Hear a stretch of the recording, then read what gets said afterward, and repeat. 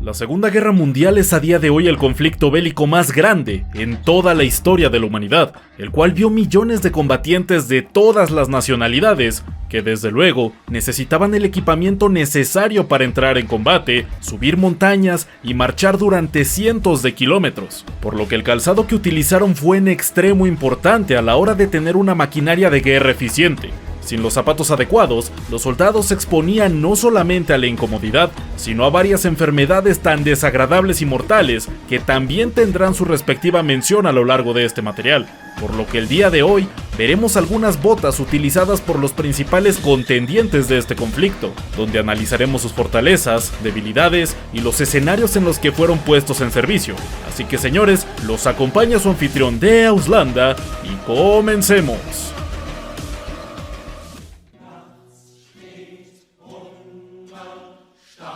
Para empezar, pocos juegos de botas son igual o más emblemáticos que las Nobelbecher, las botas características de la infantería alemana durante la Segunda y Primera Guerra Mundial, pero cuya historia, al igual que las botas militares en general, proviene desde los días previos a la unificación alemana, surgiendo a mediados del siglo XIX, que en aquel momento eran utilizadas principalmente por la caballería. Originalmente, toda la bota estaba hecha de cuero, incluida la suela. Sin embargo, con el paso del tiempo y durante el periodo entre guerras, se decidió añadirles en la suela unos clavos que funcionaban como protección para la propia suela, impidiendo que tuvieran un desgaste acelerado y que al marchar, especialmente en los desfiles donde se hacía uso del paso de ganso, hacía resonar con fuerza el caminar de cada soldado. Una práctica que también fue realizada por esencialmente todos los ejércitos de Europa de su momento. Pero no nos adelantemos. Para el momento en el que Adolf se convirtió en el canciller de Alemania, las botas que recibía cada soldado, con una altura de 42 centímetros cada una, estaban hechas de cuero de oveja de plena flor. Esto último quiere decir que se realizaban con la piel de mayor calidad, misma que Alemania tenía que importar al no poder cubrir toda la demanda que tenía para realizar sus equipamientos militares. Misma problemática que se vio aumentada a partir de 1935 con el incremento formal del ejército alemán, por lo que para paliar un poco el problema, se decidió disminuir la altura de las botas a un máximo de 37 centímetros. Nada más al inicio del conflicto, Alemania tenía casi 3 millones de soldados listos para la batalla, y a lo largo de la guerra reclutaron a cerca de 20 millones de hombres en todas sus ramas militares, por lo que uno esperaría que la fabricación de las botas hubiera estado estandarizada, pero nada más lejos de la realidad. Pues, a pesar de las grandes fábricas de tanques como lo fue Alket en Berlín o BMW y Skoda con el protectorado de Bohemia y Moravia, las botas alemanas no tenían una producción estandarizada, variando mucho de fábrica en fábrica e incluso teniendo talleres de un carácter pequeño y artesanal al servicio de los oficiales alemanes de alto rango, quienes podían realizar encargos a particulares para fabricar botas a medida, a diferencia del resto de soldados. Sin embargo, los mismos sí podían realizar modificaciones o plantillas personalizadas si presentaban problemas que requirieran estos servicios, como el pie plano o aquellos que tuvieran pisada supinada o pronada, que son malestares bastante comunes en todas las naciones, pero que no necesariamente son atendidas por los ejércitos de aquel momento. Como dato adicional, el calzado solía ser entregado sin pintar, y era deber de cada soldado añadirle esa capa de negro característica de cualquier uniforme militar a través del uso de betún para calzado, mismo que le daba cierta resistencia e impermeabilidad a las botas, extremadamente importante a la hora de protegerse del llamado pie de trinchera, la cual es una enfermedad provocada por la propia humedad, la mala nutrición y la deshidratación, elementos muy comunes dentro de cualquier escenario bélico. Una enfermedad que, encima de dolorosa, venía acompañada de linfangitis y prepulsatilidad arterial y focos supurados, así que lo que parecía un mero agregado estético era en realidad vital para los soldados que calzaban estas botas. Y además de este tipo de zapato alto, los alemanes también contaban con las botas bajas M37 de cordones, que además de la diferencia de diseño, también se resalta el hecho de que las mismas estaban destinadas únicamente al entrenamiento, pero que gracias al desarrollo del conflicto terminaron por ver combate. Debido al proceso de producción de las botas alemanas, las mismas empezaron a ser un problema más temprano que tarde, pues eran costosas de hacer y no tenían una línea de producción bien definida. por lo que se propuso en 1943 fabricar botas de caucho. Sin embargo, todas las ramas del ejército se negaron, especialmente la Kriegsmarine, quienes irónicamente se hubieran beneficiado más de un calzado de este estilo, pues el caucho es impermeable, a diferencia del cuero. Durante el invierno, debido a los clavos que estaban en la plantilla de las suelas de las botas alemanas, provocaban que el calor se disipara rápidamente a través de los mismos, y gracias a esto, en el desarrollo del invierno de 1941 a 1942, se combatió el problema con insertos interiores de fieltro para guardar mejor el calor y evitar el congelamiento. Durante los años posteriores, se empezó la producción de botas recubiertas completamente de fieltro, tal y como hacían los soviéticos. Pero al igual que el resto del calzado alemán, su línea de producción era en extremo variada, lo que los llevó a tener muchas versiones en la supuesta misma línea de calzado. Si bien las botas alemanas tenían problemas, como el ser resbalosas por su suela plana, o el hecho de que debían estar recubriendo constantemente su calzado de betún para evitar que se humedecieran sus botas, y por tanto, evitar el pie de trinchera, o el hecho de ser un material considerablemente costoso como lo es la piel de oveja de calidad, la infantería alemana estaba más que encantada con las botas altas, pues eran lo suficientemente cómodas para caminar las gigantescas distancias que eran las líneas del frente. Además de que por el hecho de también ser altas, si estaban lo suficientemente enceradas, era raro que cualquier líquido pudiera pasar al interior de las mismas. El cuero era el material predilecto con el que estaban hechas no solo las botas alemanas, sino de la mayoría del calzado de todos los ejércitos del mundo en aquel momento. Sin embargo, y como se mencionó anteriormente, el mismo era costoso de adquirir, lento de producir y que si se necesitaba importarlo, como era el caso de Alemania, representaba otro problema logístico, mismo que los soviéticos se dieron cuenta que podían suprimir gracias al Kirsa.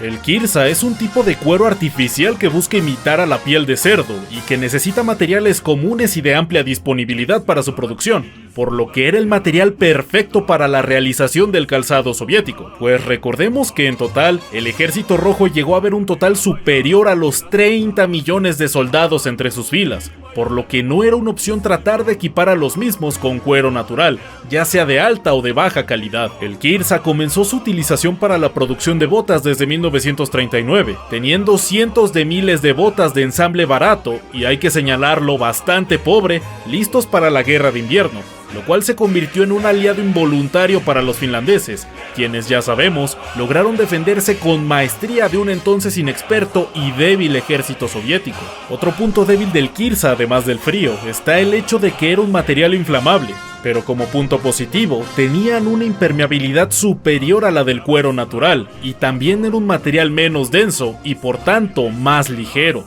Durante aquella guerra, las botas soviéticas eran famosas por abrirse al poco tiempo de utilizarse, por lo que más de un soldado soviético perdió uno de sus pies a causa del congelamiento. Pero cabe señalar que esto no fue culpa del material en sí, sino de su uso para un escenario en el que simplemente no era efectivo. Misma lección que aprendió el Ejército Rojo, preparando uniformes de invierno para su ejército luego de aquel accidentado conflicto.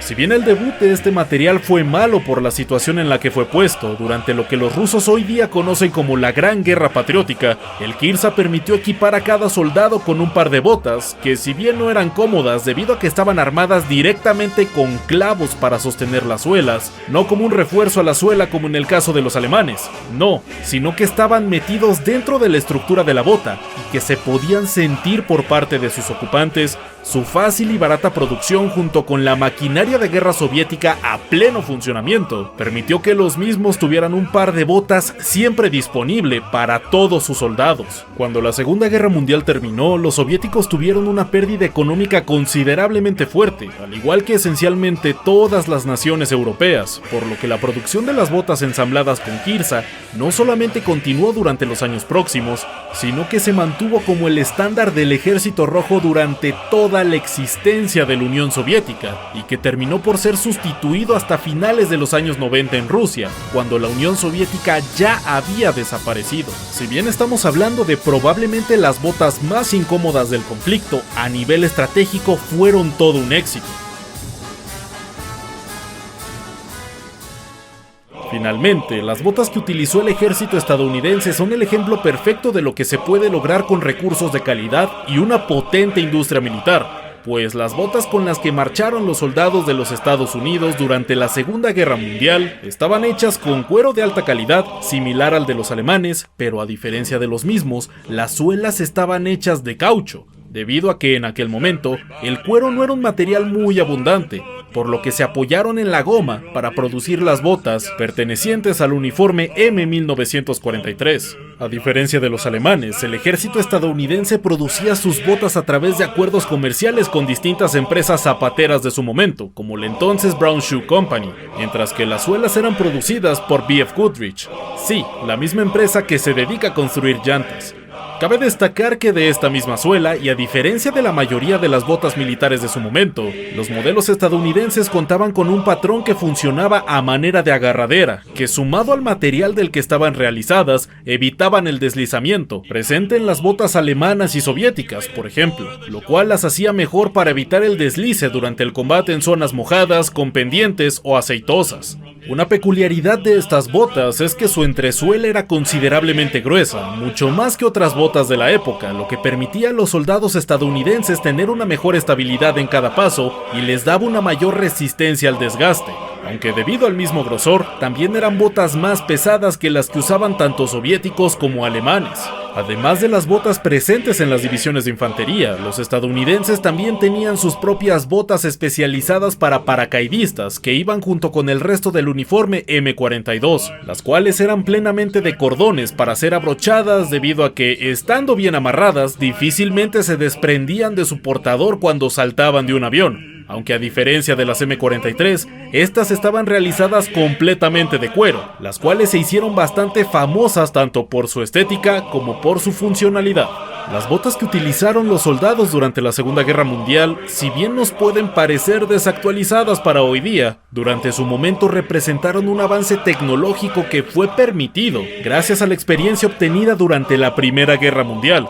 cuando las botas se hacían sin tomar demasiado en cuenta la permeabilidad y por tanto causando el ya mencionado pie de trinchera y el congelamiento, los cuales llegaron a cobrar docenas de miles de vidas dentro de las tropas de cada país beligerante de aquel conflicto. Asimismo, Alemania demostró que una calidad adecuada permite a un ejército realizar todos los objetivos encomendados. La Unión Soviética demostró que tener materiales accesibles junto con una industria bien estandarizada permite calzar a un ejército tan masivo como el que llegó a tener. Y Estados Unidos hizo gala que, si se tiene un calzado de calidad junto con un ensamble estandarizado y efectivo, permite crear un calzado que es tan útil operacionalmente como individualmente para cada soldado que las viste. Y esto fue todo por esta ocasión, espero lo hayan disfrutado y si fue así, los invito a seguir viendo más contenido histórico en este mismo canal. Antes de irme, le mando un gigantesco saludo a todos los miembros del canal, así que muchas gracias a Choc Cabral,